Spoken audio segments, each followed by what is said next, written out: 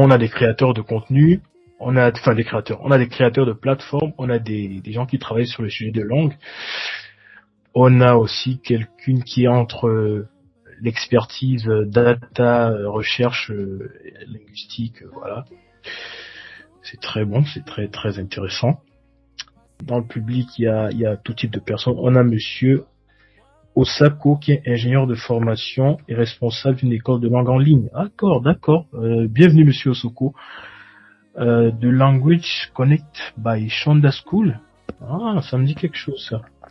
Je sais pas si c'est peut-être cette plateforme qui donne des cours de Congo, de Lingala, et peut-être même d'anglais et français, je crois. Hein. J'ai déjà entendu parler de cette plateforme sur Twitter. C'est bien. On a des créateurs de plateformes comme YouTube.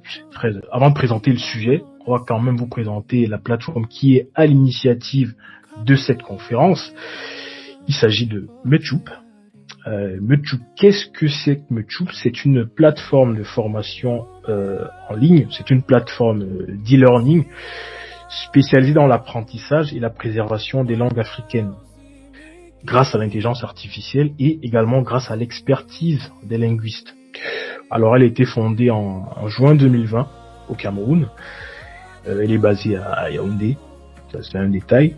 Et donc notre mission, c'est de reconnecter les Africains et les Afro-descendants à leur langue maternelle et à leur culture d'origine. Donc voilà pour la petite présentation. Alors pourquoi Metup? Parce que c'est bien une plateforme culturelle, mais pourquoi? Quelles sont les raisons fondamentales? Alors la première raison, c'est à cause de l'érosion culturelle. Alors il y a plein de langues africaines, de nombreuses langues africaines qui disparaissent. Je pense qu'on en compte un peu plus de 2000 aujourd'hui. D'ailleurs, ça fera également l'objet de la conférence, du cœur du sujet. Donc, ça fait un patrimoine énorme qui est en train de mourir, de s'effriter. Et donc, c'est pour ça qu'on existe, pour pallier à ce problème-là.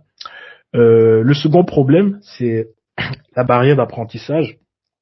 Alors, avec les langues africaines, contrairement aux autres langues, il n'y a pas assez de ressources accessibles, que ce soit sur le plan, enfin que ce soit en ligne, que ce soit même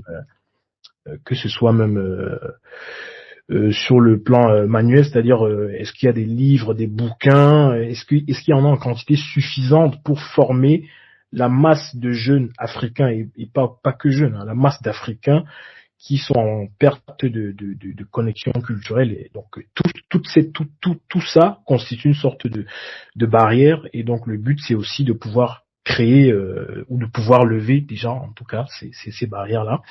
La troisième raison, c'est la crise identitaire. On va dire que aujourd'hui, en 2025, on a pas mal de peuples africains qui sont en train de se décoloniser, mentalement.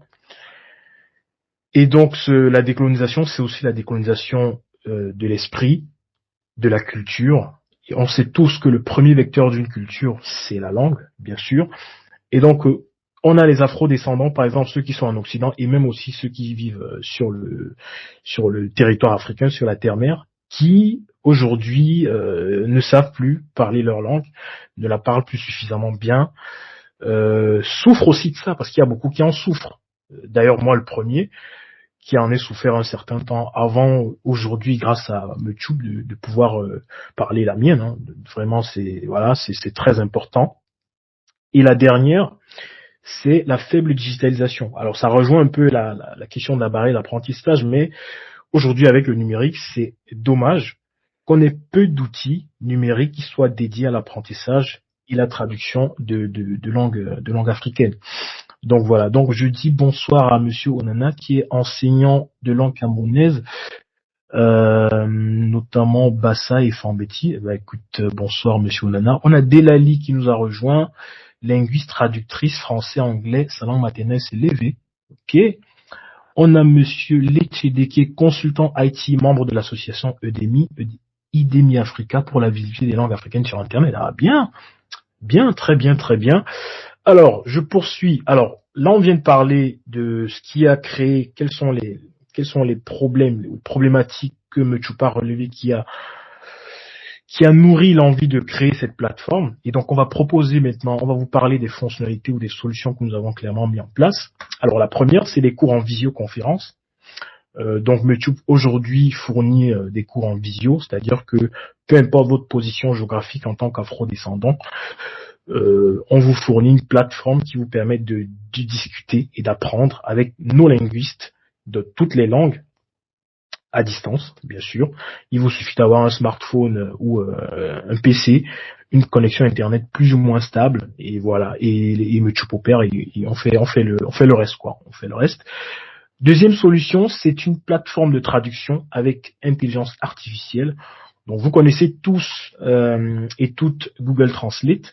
Donc YouTube Translate, c'est une plateforme comme celle-là, sauf qu'elle ne traduit uniquement entre les langues africaines. Donc possibilité de traduire une phrase en Kikongo, en Yemba, je sais pas moi, du Lingala au Swahili, voilà. Donc c'est ce genre de plateforme qui est en train d'être conçue. Donc voilà, pour travailler de l'intelligence artificielle, il faut un certain nombre de corpus de données, et c'est aussi tout ça l'émission de YouTube, c'est de créer cet écosystème numérique pour pouvoir proposer plein d'outils par la suite.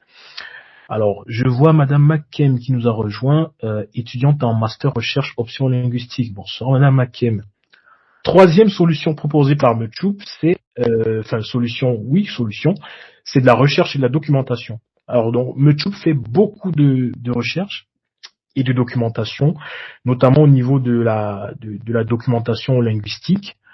On a une plateforme que vous pouvez consulter sur notre site youtube.org, qui regroupe pas mal d'articles qui vont vous parler de divers sujets. On a aussi une partie documentation, notamment avec Tatiana. Nous avons participé au salon ACL, qui est un salon qui fait vraiment dans la recherche et la documentation avec la transcription, le langage automatique. Et du coup, on a écrit un article qui parlait des freins pour l'intégration des langues à faibles ressources comme le Menjumba, par exemple, qui est une langue de l'ouest du Cameroun. Donc voilà, donc on fait vraiment des travaux de fond comme ça.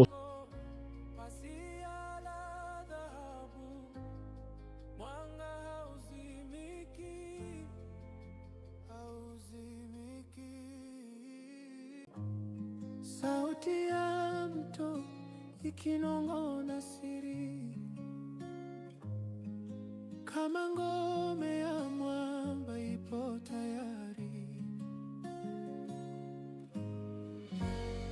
nyuma ya mlango pazia la dhahabu, mwanga hauzimiki, hauzimiki,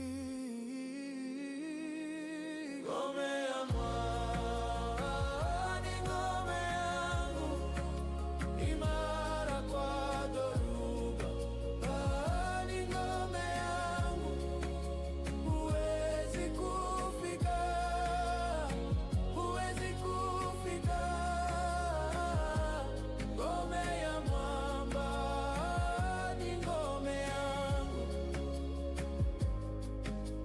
en tout cas une façon de médiation pour faciliter la communication intercommunautaire et interlinguistique. Nos langues n'étaient pas des langues fermées. Vous pouvez repartir à la première. Voilà. Donc, les langues n'étaient pas en fait fermées. Il y avait une certaine ouverture qui facilitait l'emprunt d'une langue à une langue. Et l'exemple que je peux donner est que quand on a eu les premiers contacts avec les Ashanti et que voilà, ils ont été les premiers à trouver le mot pour la lumière qui est Kania. Donc ce que nous les Dagara avions fait, on a emprunté sans gêne le mot Kania des Ashanti et on l'a ajouté dans notre répertoire. Donc quand on a rencontré par exemple les Anglais qui ont amené le seau dans notre localité, on n'a pas été fermé, on a emprunté le mot Kania, enfin, et c'est devenu en fait, pas Kania, je parle de Boki, et c'est devenu en fait un mot Dagara. Donc, on avait des communautés linguistiques beaucoup plus ouvertes qui s'enrichissaient des autres langues et on arrivait vraiment à faire ces médiations. Maintenant, la question linguistique a été une question politique et religieuse dans nos contacts avec les civilisations occidentales. Donc, quand on prend côté religieux, quand par exemple les musulmans sont venus, ils sont venus avec un code linguistique et culturel spécifique qui demande par exemple que le message de l'islam soit livré dans la langue d'origine. Quand les chrétiens sont venus, ils sont aussi venus avec que voilà, la religion s'appuie sur la langue et les cultures locales. Ils parlent donc d'inculturation. En tout cas, chacun est venu avec son approche des langues et là,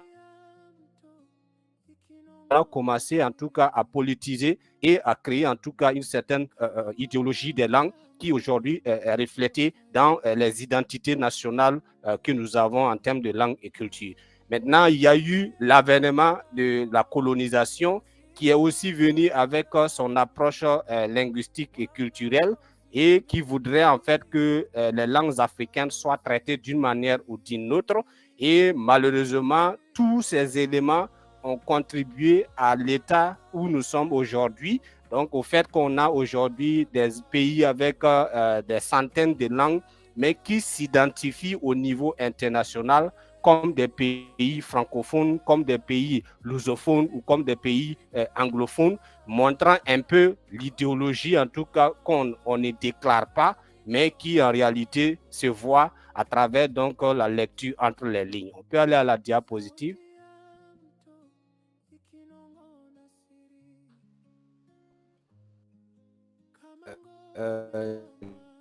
L'approche que le cours a utilisée a été en tout cas de politiser la langue. Donc la langue a été voilà, présentée aux Africains comme un outil politique. Donc quand on prend le colon français, il a institué le français comme la langue des affaires politiques. Le français a été la langue des affaires administratives et voilà, des affaires, situer le français. Et je pense que certains, peut-être d'entre vous, ont eu cette expérience à l'école primaire où on avait l'utilisation du symbole pour exiger à ce que les langues nationales ne soient pas parlées à l'école.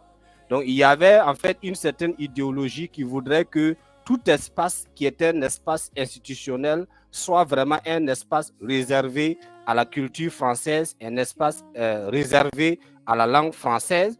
Et ça construit progressivement en nous une certaine perception des langues africaines, une perception en fait de nos propres cultures. Et je pense que si aujourd'hui Mathieu parle de refondation, c'est en fait créer cette réflexivité pour que nous puissions nous regarder encore dans le miroir et voir qu'est-ce qu'on a abandonné qui est de valeur et qu'on doit réveiller. La petite histoire est que quand j'ai rencontré ma présente femme, et elle est de l'est du Burkina, moi je suis de l'ouest du Burkina. Et voilà, à cause donc du système scolaire, on a appris tous le français, l'anglais, l'allemand et tout. Donc quand on s'est rencontrés, des Burkinabés qui se sont rencontrés, mais on ne se comprenait pas. J'ai fait le cours à ma femme en français. Et donc, les premières années de notre vie d'ensemble, je lui disais qu'on n'est pas toujours deux dans notre lit. On a toujours, en tout cas, un français entre nous. Voilà, parce que c'est lui qui facilite, en fait, nos échanges. En soi, ce n'est pas mauvais, mais idéologiquement, ça peut être positif ou négatif. Et c'est peut-être ce que je vais aborder à la prochaine diapositive. Montrer un peu comment, après maintenant la colonisation, après avoir expérimenté cette façon de façonner les sociétés africaines, comment est-ce que nous nous sommes repris? Parce qu'on a parlé d'indépendance. L'indépendance voudrait dire que nous sommes devenus maîtres de notre propre administration, de nos politiques. Donc, comment est-ce qu'on s'est vraiment approprié de tout ce qu'on a hérité donc, de cette colonisation? Il y a eu jusque-là différentes approches donc, de la question des langues. Premièrement, dans les années 60, tous les pays africains, en tout cas à l'exception des pays anglophones qui ont essayé autrement, mais en tout cas tous les pays africains avaient adopté l'idéologie dominante des langues que les colons avaient instituée. Ça veut dire quoi? Ils avaient maintenu l'institution publique ou en tout cas les espaces politiques sont des espaces purement dédiés à la langue française ou à la langue qu'on a héritée du colon. Donc, cette perception, enfin, à mon avis, hein, c'est en réalité ce que Fanon avait appelé enfin, une sorte de duplication ou une sorte d'inconscience institutionnalisée. Donc, on a développé inconsciemment cette compréhension que nos langues sont inférieures aux langues du colon. On a développé cette perception que nos langues ne sont pas scientifiquement aptes. On a développé cette conception que si on faisait émerger nos langues dans les années 1960, ça serait un recul. Et je pense qu'en littérature, il y a eu un très grand débat dans les années 60 sur qu'est-ce que la littérature africaine. Et donc, à son temps, certains avaient défini que la littérature africaine serait celle produite en langue nationale, en langue africaine. D'autres avaient dit non, la littérature peut s'exprimer dans toutes les langues et on a abouti à des formulations du genre littérature d'expression française, littérature d'expression anglaise. Et quand les littéraires se rencontrent, vous ne verrez aucun griot qui est aussi un littéraire, vous ne verrez aucun cantateur qui est aussi un littéraire, vous ne voyez aucun vieux qui est capable en tout cas de faire de la création littéraire parmi ces intellectuels qui se retrouvent pour parler de littérature africaine. Pour dire que idéologiquement, on avait mis la langue au-dessus de la compétence. C'est-à-dire tu peux être le meilleur griot, mais quand on rassemble ceux qui en fait peuvent parler d'histoire ou qui enfin, font de la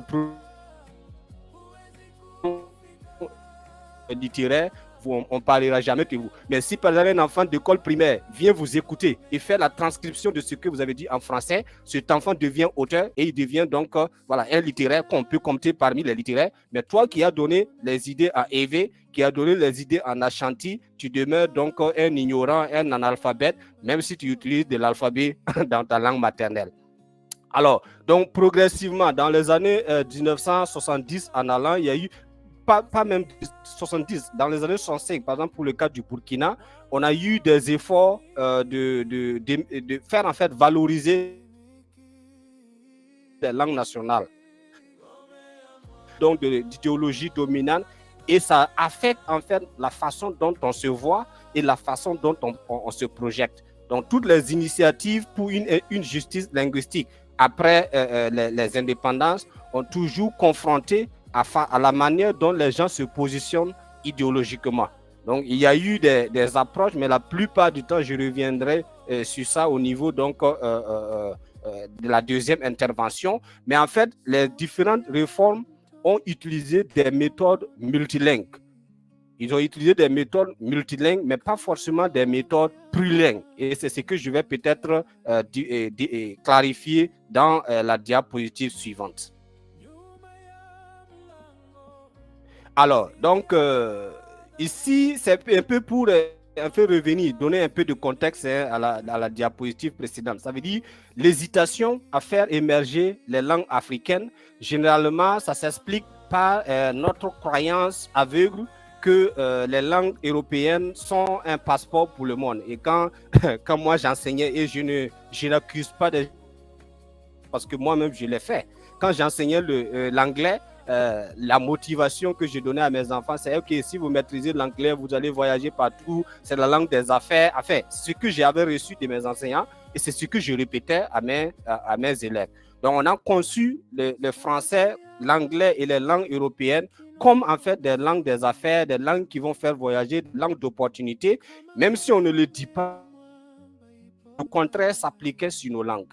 Donc, du coup, cette perception a été maintenue à tous les niveaux. C'est-à-dire qu'on peut être un politicien chevronné, mais on a toujours cette idéologie dominante des langues derrière la tête qui affecte en fait comment est-ce que nous formulons les questions linguistiques et comment est-ce que nous retournons vers nos langues nationales. Donc, pour pouvoir vraiment arriver à déconstruire cette façon de voir, ou en tout cas à déconstruire ce paradigme, je pense que des discussions de ce genre-là sont vraiment la bienvenue. C'est pour cette raison, je pense que les différentes interventions vont vous donner vraiment des matières à réflexion.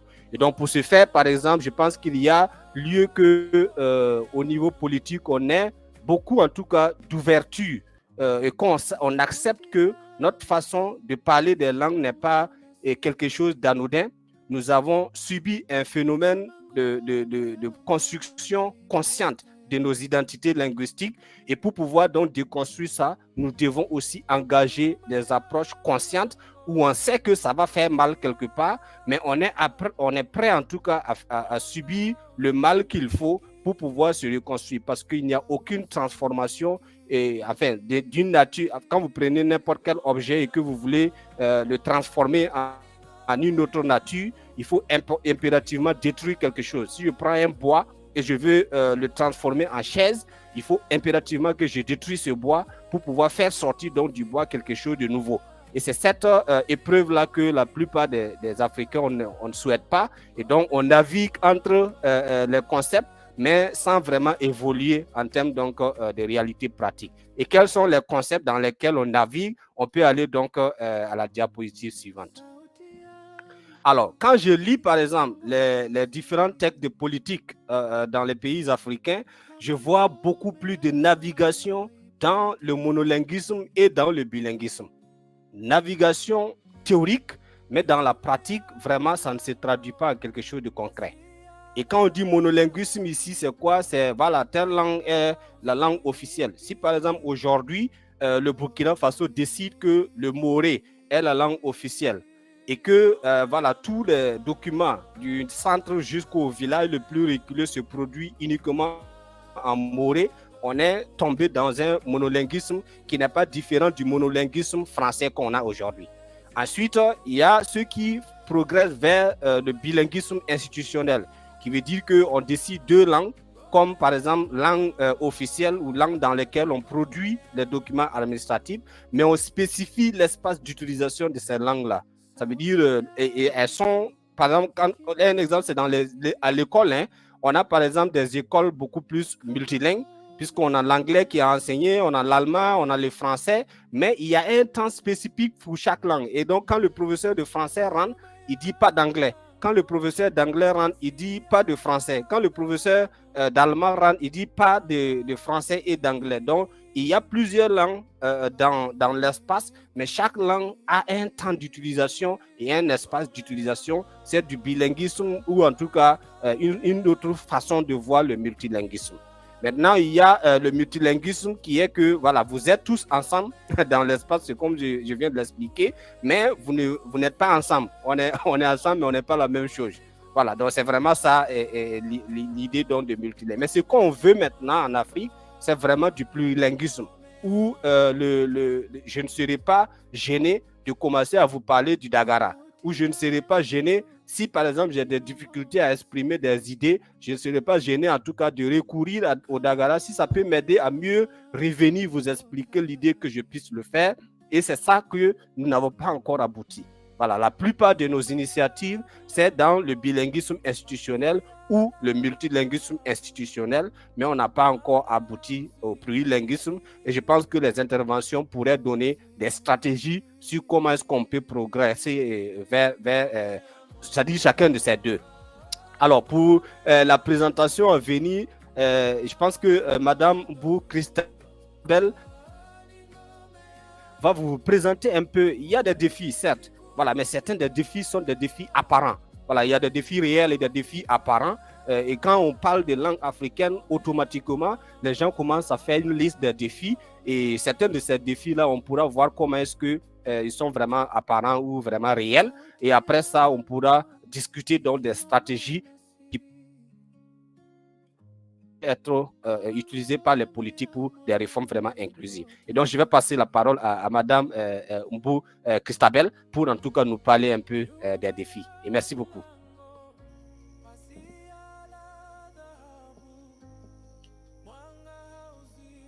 Wow. Merci, Dr. Kodia, vraiment. Alors, nous avons suivi l'intervention du docteur Koutiala. Il a terminé par la méthode du multilinguisme. Et c'est sur ce multilinguisme-là que je vais décliner des défis réels. C'est-à-dire dans un État où cohabitent plusieurs langues. Quels sont les défis? Je vais commencer par les défis politiques. Alors, dans un État multilingue, déjà l'Afrique a pour caractéristique le multilinguisme. Le docteur Kountia l'a dit dans son intervention. Donc, nous avons une diversité linguistique. Ce qu'elle avait déjà commencé à mentionner, il y a des défis réels. Parce que quand on prend un pays comme le Burkina Faso, on n'a pas moins de 60 langues. Donc, si on veut parler d'unité linguistique, c'est-à-dire on veut sélectionner des langues qui seront celles utilisées par l'administration, eh bien, il y a un défi de convergence de vues qu'il faut adresser. Ça veut dire chacun a en tout cas une sorte d'appréciation pour sa langue et souhaiterait que ce soit sa langue qui est utilisée par l'administration. Donc ça, c'est un défi, par exemple, réel qu'on devait pouvoir donc adresser. Et c'est généralement ce défi que le colon mettait toujours en avant, disant que ils ont combien de langues, donc on ne peut pas promouvoir toutes ces langues. Donc qu'est-ce qu'on fait? On impose donc une seule langue que tout le monde doit parler, et cette langue-là, c'est la langue du colon. Ce qu'on n'a pas compris est que le colon s'est appuyé sur nos langues pour pouvoir enrichir sa langue.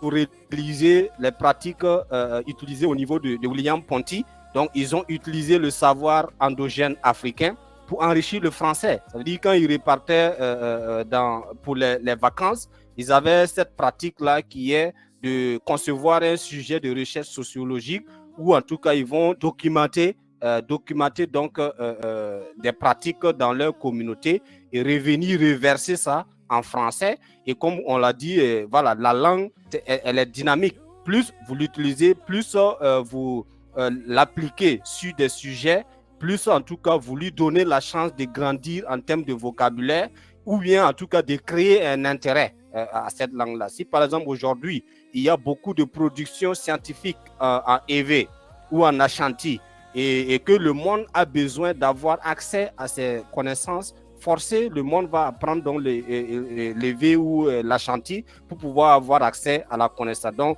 quand on a produit des œuvres littéraires, on a produit des recherches sociologiques en français, eh bien, les autres communautés linguistiques européennes qui ont besoin de ce savoir étaient obligées d'apprendre donc le français pour pouvoir donc avoir accès. Donc, le défi de diversité a été politisé pour en tout cas nous empêcher de penser même à une possibilité de transition vers une refondation linguistique et culturelle africaine. Donc, par exemple, quand on se réunit au niveau continental, une structure comme l'Union africaine, pour pouvoir désigner la langue qui pourrait être la langue institutionnelle de l'Union africaine, on amène encore la question de vous avez plus de 1500 langues africaines.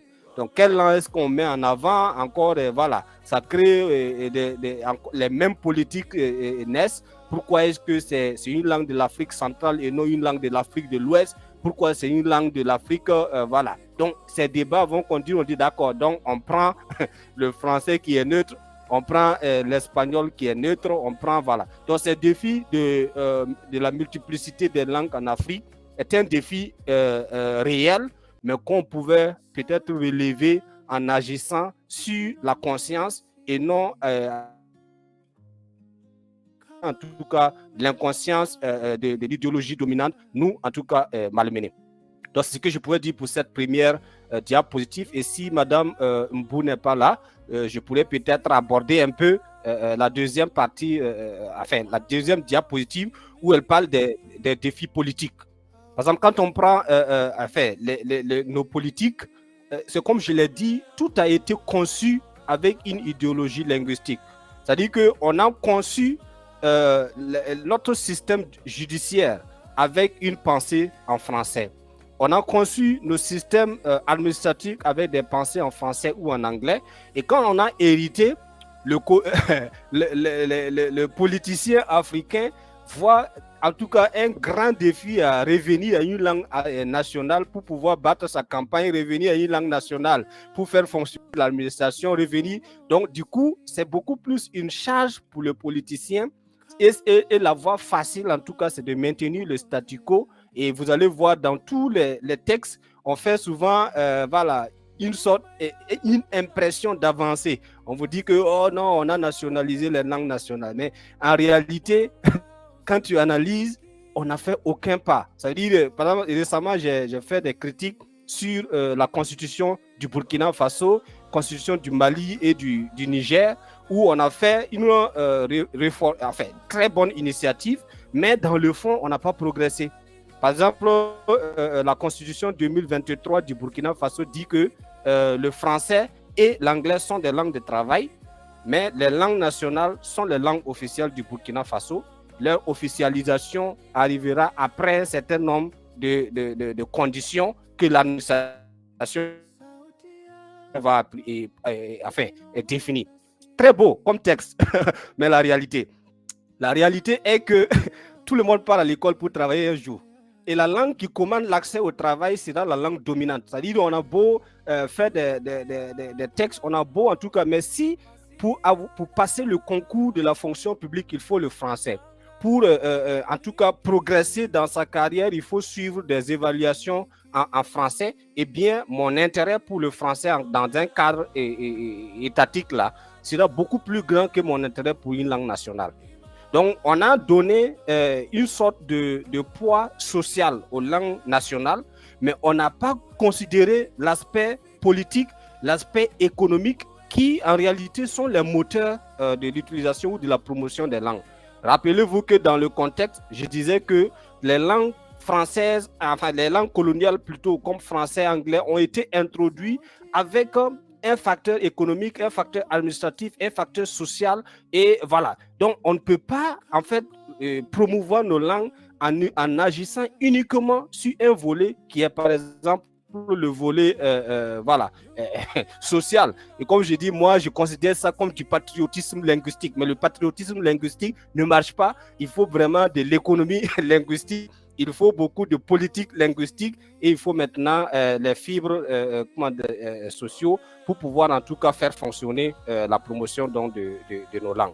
Donc il y a cette réalité qui fait qu'effectivement le progrès est très très difficile. Alors quand on prend la question économique, quand vous regardez les pratiques dans nos pays, comme on dit, on met d'abord langue avant de parler compétences. Ça veut dire quoi? Si par exemple, le Cameroun veut recruter des militaires, on sait que pour être militaire, là, on a beaucoup plus besoin de certaines compétences techniques. Mais vous allez voir, dans le recrutement, on commence par dire avoir le BPC ou bien avoir le CEP. Ça veut dire indirectement pouvoir écrire et lire en français. Donc, on ne va jamais recruter, même s'il y a des écoles d'alphabétisation, on ne va jamais dire, voilà, ça, être apte ou bien être à mesure de suivre des exercices physiques, être à mesure. On ne va pas commencer par cette description. La question de langue et la littératie en langue coloniale devient la primauté sur tous les autres savoirs. Quand on prend encore toujours ce volet, vous prenez nos communautés. Il y a des aspects culturels et moi-même je le dis, hein, c'est-à-dire on fait cette exploitation culturelle. Moi je n'ai pas interviewé des chefs de village, ils me donnent des histoires sur la culture Evé. Je produis un document tout de suite, on me donne le titre de docteur. Je suis docteur de la culture Evé et je pense que l'Occident le fait assez. Vous allez voir expert de la culture d'Agara, expert voilà, du Burkina et tout. Et c'est exactement ce que nous-mêmes nous faisons à nos propres frères. Donc, je ne vais pas interviewer un chef, il me donne une petite notion sur sa culture, je deviens l'expert qui va parler de sa culture un peu partout, mais lui qui détient tout ce savoir, on ne va jamais l'amener sur un plateau à l'ONU, on ne va jamais l'amener, en tout cas, quelque part pour qu'il parle de cette expertise-là. On ne va jamais le nommer ministre de la culture, même s'il maîtrise plus la culture que moi. C'est-à-dire que je suis un profil qu'on peut facilement nommer ministre, à cause donc de la langue que je parle, mais pas forcément uniquement le savoir que je détiens sur les questions culturelles. Donc, économiquement, ceux qui détiennent le savoir national, ils n'ont rien. Maintenant, quand tu as un peu de ce savoir et que tu peux t'exprimer en français et en anglais, tu as tout. Et moi, quand je critique comme ça, je dis aux gens, mais je suis traducteur-interprète et en tant que traducteur-interprète, je mange beaucoup dans l'utilisation du français et de l'anglais. Donc, je suis en train de scier d'une manière ou d'une autre la branche sur laquelle je suis assise et il faut qu'on ait cette capacité à s'autocritiquer et c'est là qu'on peut vraiment arriver à avancer. Donc, je pense qu'elle voulait aussi revenir un peu sur les défis éducatifs parce que quand on évoque la question des langues, même si on doit choisir une seule langue africaine, et je pense qu'on reviendra sur ça, sur le volet économique, peu importe la langue qu'on va choisir, il y a des productions à faire, il y a des formations à faire, il y a pas mal donc d'investissements à faire et ne serait-ce que ces investissements-là, ça suffit pour certaines personnes de dire non, on maintient le français, ça suffit. Parce qu'on considère enfin, l'investissement très lourd et dans nos différents pays, le plus souvent, ce sont des associations et des initiatives occidentales qui viennent soutenir en fait les programmes de promotion de nos langues ou de promotion du bilinguisme quand on les choisit. Quand je prends le Burkina Faso, en 1994, c'était une organisation suisse qui a lancé jusqu'en 2000 où l'État a trouvé le bénéfice et qui maintenant avait commencé aussi à s'intéresser. Jusqu'à présent, on n'a pas encore arrivé à l'extension de ce programme pour en faire un programme national, même si on reconnaît sa valeur ajoutée en termes d'éducation. Un exemple est que dans l'évaluation de la première promotion, après 5 ans d'école primaire, les élèves de l'école bilingue où les langues nationales ont été utilisées comme fondation, les 3-5 premières années, ils ont en tout cas battu ceux qui ont fait 6 ans de l'école traditionnelle uniquement en français. Leurs résultats ont été meilleurs que en tout cas les 6 ans passés dans une école où on utilise uniquement que le français. Il y a ces résultats, les scientifiques ont documenté, mais ça n'a pas empêché que le politicien décide récemment que l'école primaire au Burkina Faso on utilisait comme vraiment quelque chose de bénéfique pour l'apprentissage. Donc il y a ce défi, oui, on doit investir, mais effectivement c'est un défi qu'on peut relever à travers une conscience politique et également du courage et de l'engagement pour vraiment une refondation de l'institution burkinabé ou camerounais ou en tout cas en Afrique. Donc les défis sociaux généralement, c'est cette perception de possibles tensions sur quelle langue choisir. Voilà, parce qu'on a créé un élément négatif d'un Africain qui parle beaucoup de sa langue. C'est-à-dire quand tu parles beaucoup de ta langue, quand tu parles beaucoup de ta communauté, on va tout simplement te considérer communautariste, ethnocentriste. Enfin, ils ont fait en sorte que ça soit négatif pour un Africain de parler trop de lui-même. Donc, ça veut dire qu'un politicien élevé qui est en fonction et qui voudrait que scientifiquement, même si c'est prouvé que l'élevé est une langue qui peut facilement être mise à l'échelle, si ce politicien décide de mettre l'élevé comme langue administrative, vous allez voir que automatiquement, de l'extérieur comme de l'intérieur, on parlera d'ethnocentrisme, c'est-à-dire parce que c'est sa langue, donc il met ça en avant. Si par exemple, c'est-à-dire que on a fait en sorte que ça soit négatif pour l'Africain de parler trop de lui. Voilà, c'est bien pour l'Africain de parler de globalisation, de parler d'une identité universelle, c'est bien de parler, mais quand l'Africain commence à trop parler de lui, on dit « Ah non, il est raciste, il est ethnocentriste. » Donc, on a créé vraiment une image, une sorte de piège historique qui va nous maintenir comme ça tant qu'il n'y aura pas un courage, en tout cas, de réinventer. Et attention, quand on parle de réinvention identitaire, il ne s'agit pas d'une remise complète en cause de l'histoire, mais il s'agit de faire une évaluation objective de ce qui nous a amené là où nous sommes, quels sont les avantages qu'on a là où nous sommes et comment est-ce qu'on peut peut-être récupérer ce qu'on a laissé derrière nous. Par exemple, aujourd'hui, ce serait, moi, quand je vois des gens qui, les Français avaient créé, ou disons les médias français avaient créé un concept qui est sentiment anti-français. Je dis ça n'a aucun sens. Si on parle de sentiment anti-politique française ou politique étrangère française, je comprends. Mais par exemple, ici, nous sommes des Africains réunis sur une plateforme africaine pour parler donc uniquement en français pour se comprendre. Donc, on ne peut pas tout de suite dire qu'on ne veut plus du français. Eh bien, quand moi, je vais commencer à parler de Mathieu, Dagara, donc vous n'allez pas me comprendre. Donc, la langue française fait partie aujourd'hui de notre identité et dans la reconstruction de nos identités linguistiques nationales, là, on donne une place que nous aurons choisi pour le français.